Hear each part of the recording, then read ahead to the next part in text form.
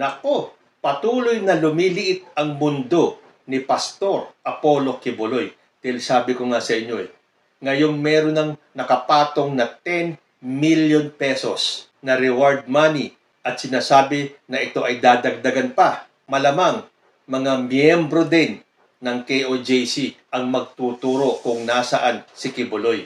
Aba, 10 million is 10 million. Hindi po nila yung kikitain habang sila ay nandyan sa pangangalaga ni Quiboloy. Dahil dyan po sa kingdom na yan, si Quiboloy lang po ang yumayaman. At sigurado sa mga nangyayari dito kay Apollo Quiboloy, may mga miyembro siya na mag-iisip na. Bakit ayaw magpakita? Bakit ayaw sumuko? Bakit kinakalaban ang gobyerno? Samantalang alam nila na si Quiboloy mismo ang naghamon na dalhin daw sa korte ang kanyang kaso at doon niya haharapin. Tapos nung nagkaroon na ng kaso, biglang umurong ang buntot at nagtago na.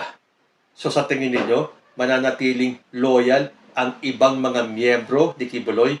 Malamang dyan, isa sa kanila ang magtatraidor mismo at ituturo kung nasaan si Quiboloy. Dahil ayon po dito sa balita, KOJC members providing info on Quiboloy's whereabouts. Several individuals claiming to be members of Kingdom of Jesus Christ are providing tips to the police on the possible location of its fugitive leader, Pastor Apollo Quiboloy. Sa isang interview kay Interior and Local Government Secretary Ben-Hur Abalos Jr., sinabi niya that they are receiving hundreds of information from various sources, including members of the KOJC, especially after a bounty of 10 million was placed on Quiboloy's head and 1 million pesos each on his co-accused.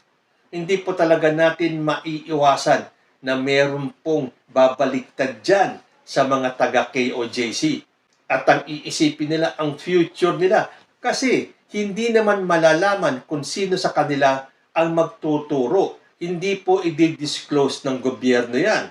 Dahil iniisip po nila ang safety ng magtuturo. So dapat galingan pa ni Quiboloy ang magtago.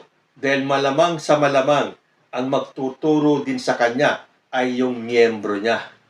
Pero siyempre, pinag-aaralan pong mabuti yan. Because they are looking carefully into each of the tips as some may be true while some may be intended to mislead investigators. Totoo po yan. Dahil iba sasabihin nila, nandito si Quiboloy. Yung pala, wala doon. Nilalansilang nila yung mga investigador. Pero hindi naman po ganun kabobo ang mga investigador natin para hindi malaman kung sino ang mga nang-i-scam lang or nagloloko lang. Kung yung mga nagsasabi na sila ay miyembro ng KOJC, ay talagang miyembro ng KOJC. Pero kung magkaganon man, hindi na po importante kung sila man ay miyembro o hindi Kailangan pa bang i-confirm kung talagang sila ay miyembro ni Quiboloy? Ang importante, totoo na maituro nila kung nasaan si Quiboloy para ito ay mahuli na. Dahil hindi nga ba yung Pauline Canada ay nahuli dahil sa tip ng isang nakakilala sa kanya kung nasaan yung lugar kung saan siya nagtatago at yun, nahuli na nga. At magkakasunod-sunod na po yan. At sa bandang huli, kahit na anong gawing pagtago ni Quiboloy, mahuhuli rin po siya. Babagsak din po siya sa kamay ng batas na pilit niyang pinaiikot.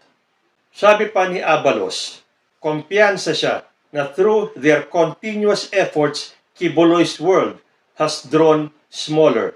Sa aming nakikita sa ngayon, nandyan lang yan. Nandito lang sa Pilipinas, and we will assure you this as what we have assured you before. Lumiliit na ang Pilipinas para sa kanya. Lumiliit na ito. Ganyan gumalaw ang pulis, ang military. Although ang naunang pahayag na Quiboloy, hindi siya magpapahuli ng buhay. So anong ibig niya sabihin? Magsisuicide na lang siya o magharakiri. So yan po ang ating pakaaabangan. Dahil sooner or later, babagsak din po si Apollo Quiboloy. At kailangan niyang harapin ang mga kaso niya.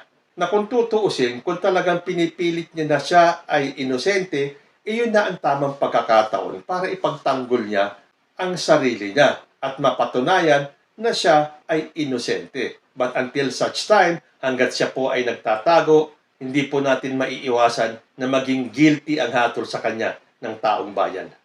Meron pong nag-comment sa akin, ano po daw ang masasabi ko doon sa pag-walkout ng mga general sa isang meeting nila kasama ang ating Presidenteng Bongbong Marcos. Dahil meron po yatang isang vlogger na retired general na nagpakalat ng balita na nagkaroon ng walkout. Dahil ayon po dito sa balita ng ABS-CBN News, AFP, Navy, no walkout of generals at command conference.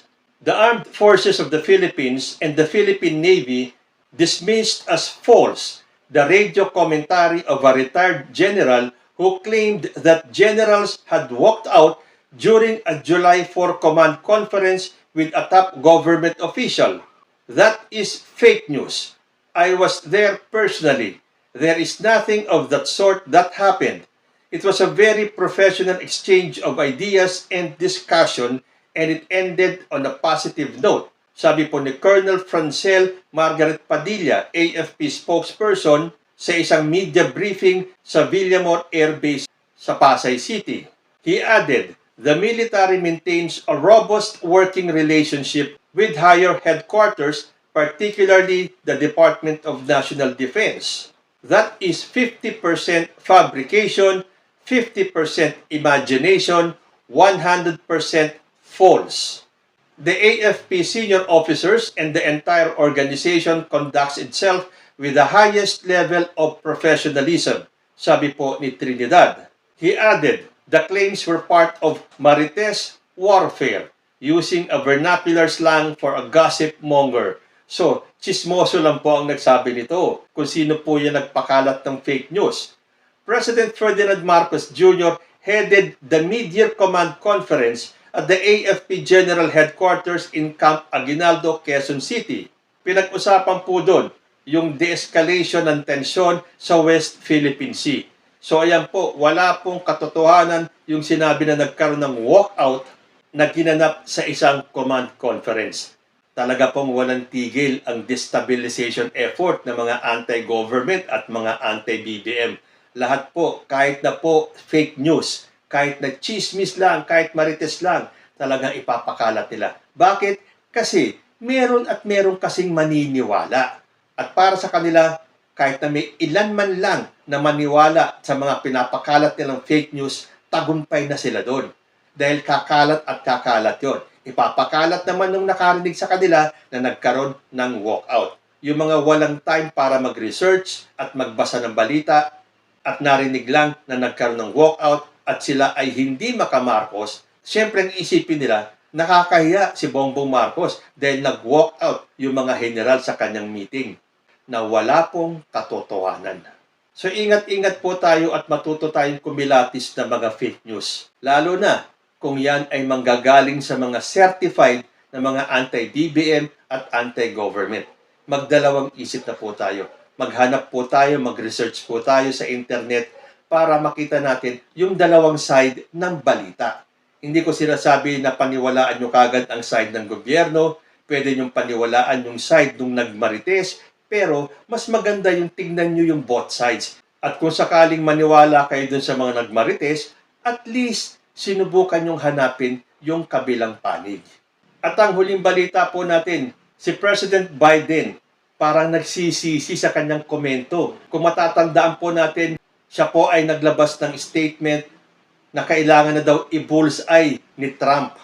And then a few days after that statement, nagkaroon po ng assassination attempt kay Donald Trump. At awa naman ng Diyos, hindi po siya napuruan. Hindi siya na-bullseye. Sabi dito sa Inquirer.net, Biden says, bullseye comment on Trump was a mistake. U.S. President Joe Biden said he was wrong to call for Donald Trump to be put in the bullseye in the race for the White House. It was a mistake to use the word, Biden told NBC when asked if he had gone too far with his rhetoric against the newly confirmed Republican nominee who survived an attempted assassination at a campaign rally in Pennsylvania. So, kahit papano, Inamin ni Biden na nagkamali siya nung siya ay naglabas ng statement na ipabubulsay niya si Trump. Tapos a few days later, ito na nga at muntik nang madali si Trump ng isang assassin. Dapat ito ang pamarisan ni Sara Duterte. Nung siya ay naglabas ng pahayag tungkol sa ina-appoint niya ang sarili niya bilang designated survivor at marami ang bumatiko sa kanya. Kaya lang imbis na magpaliwanag siya, pinanindigan niya ang kanyang sinabi at ito ay ipinagkibit balikat lang ng ating Vice President. Sabi po dito sa The Manila Times, Sara shrugs off her designated survivor remark. Vice President Sara Duterte believes that her designated survivor statement does not need further explanation as she firmly stood on her refusal to attend the third State of the Nation address of President Ferdinand Marcos Jr. Her statement has drawn flack from a number of lawmakers, calling her insensitive and tasteless. But Duterte did not back down on her comments, telling reporters in a chance interview that many people missed the point of her remark. So, ang dami dati na nakamiss ng kanyang point. Dahil wala naman siyang pinaliwanag, ni ha ni ho, walang explanation. At nung tinanong siya ngayon, ganun pa rin ang sinabi niya. Ang bagong statement ni Sara Duterte, "This is the first time I saw that they are looking for the Vice President's attendance in all functions. That is not a joke, and that is not a bomb threat." She added that she sees no need to explain if some people did not understand it in the outset. So nakita nyo na, anong klaseng leader yan? Anong klaseng vice president yan? Nagbitaw ka ng statement na siguradong alam mo that will cause an uproar sa taong bayan. And yet, sasabihin mo, hindi kailangan magpaliwanag at sasabihin mo na yan ay hindi biro at yan ay hindi bomb threat. Kung yung ordinaryong Pilipino nga lang ang magbiro tungkol sa bomba, kung kayo ay nasa airport o kung kahit na kayo ay nasaan, siguradong huhulihin kayo at ipagpapaliwanag kung bakit yun nasabi yan. Ito pa kayang vice-presidente ng bansa? Although matatandaan niyo po ba yung last issue nung sinabi ni Sara Duterte na meron daw gustong gumurgur sa kanya, na wala namang naniwala dahil sa dinami-dami ng kanyang bodyguard, sino ang magtatangkang lumapit sa kanya para gilitin yung kanyang liig. Pero hindi ba after a few days, tinanong ulit siya kung anong ibig niyang sabihin, kung sino yung may gusto maggurgur sa kanya? Basta ang sinabi niya, lahat sila. Pero ano ang paliwanag niya? Wala. Kung ano daw yung kanyang sinabi, yun na yun. Hindi na kailangan ng paliwanag. Ito na naman siya ngayon. Kahit na alam na ng lahat na may pinatatamaan siya. Dahil yung designated survivor ay tungkol nga doon sa binombang State of the Union address ng Presidente ng USA na ikinamatay nung lahat ng umattend ng event na yon. Tapos itinaon niya yung kanyang statement sa papalapit na zona ng ating Presidente. So kahit na sino, in his or her right mind, iisa ang iisipin na may balak itumba si President Bongbong Marcos pagdating ng zona. And yet ngayon, tinanong si Sara Duterte kung anong ibig niya sabihin sa kanyang statement. Sinisi pa niya yung mga taong that missed the point of her remark. Pero ano ang ibig niya sabihin dito? That is not a joke and that is not a bomb threat. So ibig sabihin, hindi talaga siya nagbibiro. Pero hindi rin siya bomb threat. Nakita niyo ang gulo eh. Talagang itong Vice President natin, ang hilig pag-isipin ang taong bayan. You have to be straight to the point. Vice President ka. Hindi ka ordinaryong mamamayan na pwede mong ipagkibit balikat ang bawat statement mo. You are the second highest official of the land. Meron kang obligasyon ipaliwanag sa taong bayan ang mga inilalabas mong statement. Pero gusto kasing ipakita ni Sara Duterte ang kanyang defiance. Yun ang tingin ko. Nagmamatigas siya. Tanggapin nyo o hindi, intindihin nyo o hindi, basta yan ang sinabi ko, kayo na ang bahalang magbigay ng kahulugan. Hindi ko dapat ipaliwanag yung mga statement ko. You have to take it as it is. Kung ano ang paniniwala nyo sa sinabi ko, yun na yun. O di ba? Anong klaseng busy yan? Paano kung siya na ang presidente? maglalabas siya ng statement at pababayaan niya ang taong bayan ang umintindi kung ano ang kanyang ibig sabihin sa mga magiging pahayag niya. Yun ba ang gusto natin maging presidente? Kung may mga issues na lalabas, magbibigay siya ng isang statement na walang kasiguraduhan, ng walang eksplanasyon, at sasabihin niya, kayo na ang bahalang magbigay ng kahulugan sa statement ko. Basta kung ano ang sinabi ko, yun na yun. Ito ba ang gusto kong maging presidente sa 2028? Parang bahala kayo sa buhay ninyo. Basta kung ano yung sabihin ko, nasa sa inyo na.